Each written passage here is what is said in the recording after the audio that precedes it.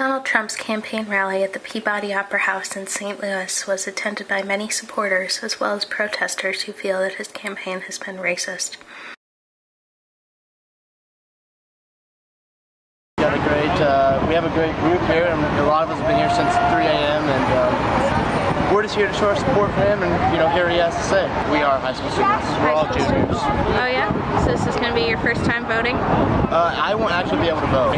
I agree with Trump on some things, but I also agree with some of the other candidates on some things, so I'm pretty neutral. I'm super pro Second Amendment. I'm very constitutional. I like to stick to the word of the Constitution, but I'm also very pro-choice and pro-equality. I'm here to observe Donald Trump and what he has to say. I took this chance of him coming to St. Louis to seize the opportunity to hear what he has to say.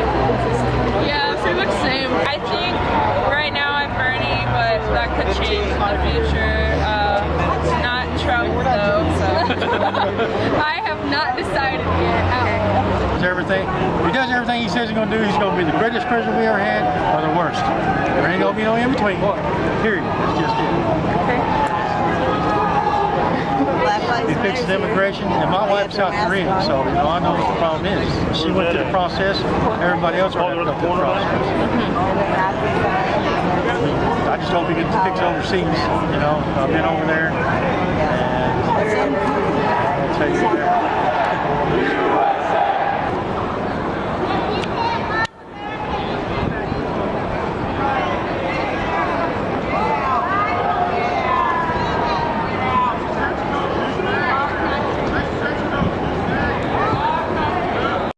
Mr. Trump, who is running to our United States of America president, is basically fueling division, hatred, and for me, it will continue oppression. And I'm here supporting with my Black Lives Matter family. So tell me about what made you decide to come out to protest today about his campaign. As a mom, actually I'm a resident of East St. Louis, Illinois, but I am a mom, college graduate, and I realize I can no longer sit down on watching the suffrage that's going on in America that I'm a part of. So I just decided to get up and get involved.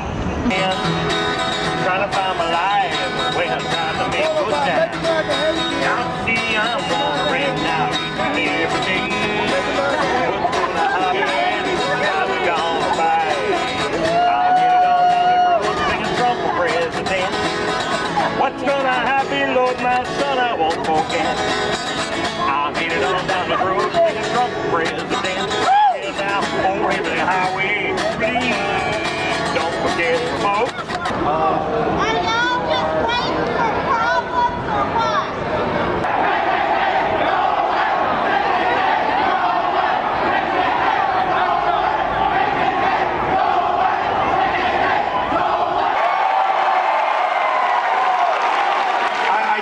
I tell the story of a friend of mine who's a very, very, very successful guy. We'll have him probably handling one of the mid-countries, okay?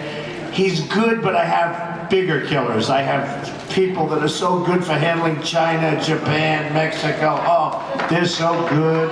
Don't we want our best? Don't we want our best? But he's a very good guy, very successful guy, very smart, good negotiator. He said to me, I can't believe that you speak in front of 25, 30,000 people. I said, I do. How is it possible? Then he came to me to Dallas. We had the Dallas Arena, where the Mavericks play, Mark Cuban's team, and are they doing well? I think they're doing well. But we had the arena, and it was packed. And it was 21,000 people, maybe more. And so I'm talking, and it was like an amazing day. The place was going crazy, it was going wild. And he came to me and said, how do you do that? And I said to him, I never even thought of it. He said, it must be really hard. He said, if I have to speak in front of 20 people, it's like a big deal. And I said, you know what? There's such love in these arenas, in these places that are there. It's true. And it's easy to do. It's actually easy.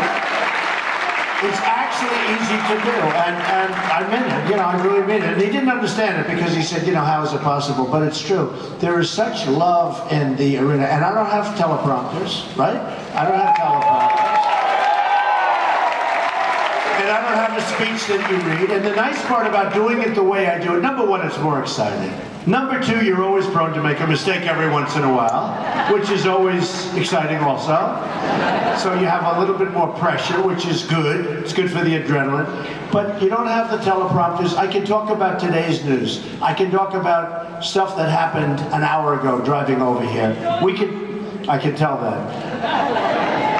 We can tell all sorts of things, and we can do things that you can't do when you're reading off a teleprompter.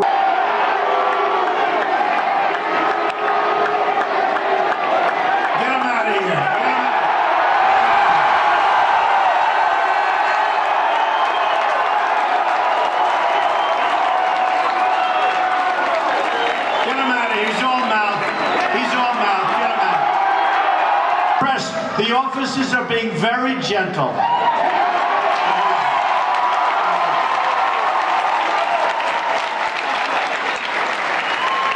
See, nowadays we have to say that, right? We have to be politically correct. Oh, please don't hurt them.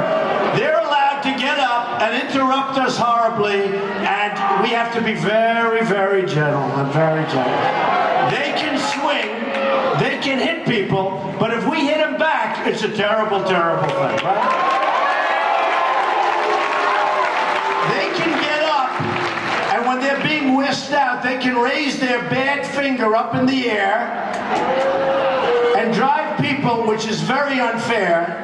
And some people get very angry at that because you know what that represents. And then when they get a little bit overly angry, they're in trouble. The guy that raised his finger, no, that's no problem. That's no problem. So we're going to be nice and gentle with everybody.